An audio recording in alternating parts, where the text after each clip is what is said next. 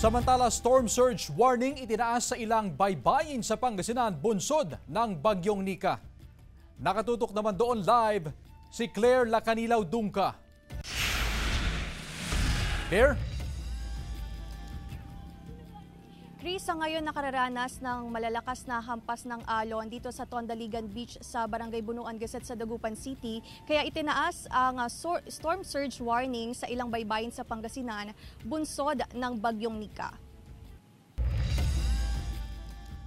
Bukod sa Dagupan City, nakataas din ng storm surge warning sa Agno, Anda, Bani, Binmaley, Bolinao, Burgos, Alaminos City, Dasol, Infanta, Labrador, Lingayen, San Fabian at Sual. So ito po yung mga coastal municipalities na maaaring maapektuhan nitong storm surge na according po sa pag-asa ay posible na umabot yung taas niya ng 1 hanggang 2 metro.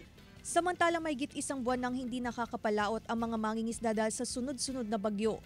Kahit subukan daw nilang pumalaot, wala rin daw silang nahuhuling isda. Mahigit 1 buwan na kaming walang income kasi maalon po.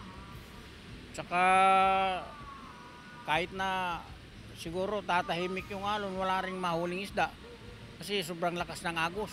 Ang ilang residente nakahanda na sa posibleng epekto ng Bagyong Nika. Kung kinakailangang lumikas, nakahanda na ang kanilang mga gamit. Yung may makain ka, kahit may tinutulugan ka nga kung wala kang makain.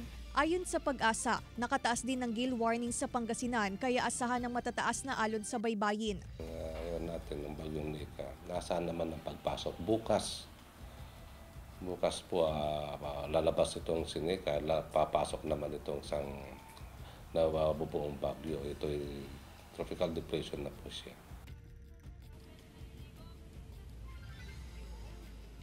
Chris, patuloy naman ang pag-iikot at monitoring ng Pangasinan PDRRMO lalo na sa mga residenteng nakatira malapit sa coastal area at magsasagawa sila ng preemptive evacuation kung kinakailangan. Chris.